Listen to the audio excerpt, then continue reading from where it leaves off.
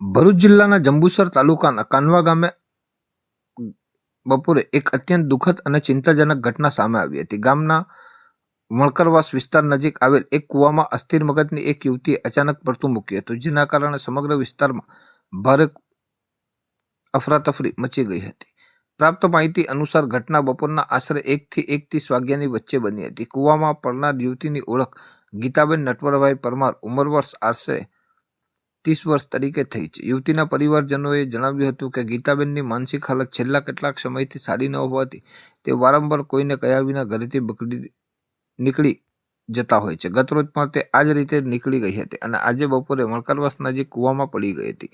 યુવતી કૂવામાં પડ્યાની જાણ થતાં જ મોટી સંખ્યામાં ગામ લોકો ઘટના સ્થળે ભેગા થઈ ગયા હતા. પરિસ્થિતિની ગંભીરતા જોતા ગામ લોકોએ તુરંત સ્થાનિક વેડજ પોલીસ સ્ટેશન અને ફાયર વિભાગને આ અંગે જાણ કરી હતી. જાણ થતાં વેડજ પોલીસની ટીમ અને ફાયર વિભાગના જવાનો તાત્કાલિક કાનવા ગામે દોડી આવ્યા હતા.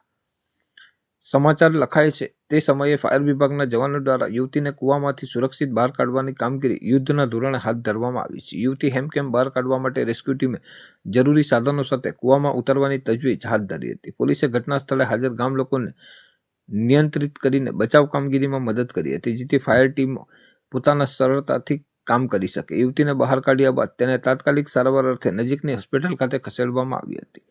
સ્થાનિકોએ હાલ યુવતીના જીવનની સલામતી માટે પ્રાર્થના કરી રહ્યા છે અને ફાયર વિભાગની કામગીરી પર નજર રાખી રહ્યા છે. મારું નામ ભાવિક પટેલ, જંબુસર નગરપાલિકા તથા ભરૂચ નગરપાલિકાની ટીમ દ્વારા આજરોજ કાનવા ગામમાં એક કોલ આવેલ કે એક લેડીઝ કૂવામાં પડેલ હતી. તેને 3-4 કલાકના ભારે જહેમતથી રેસ્ક્યુ કરી બહાર કાઢવામાં અને પોલીસ તંત્રને સોંપવામાં આવે છે.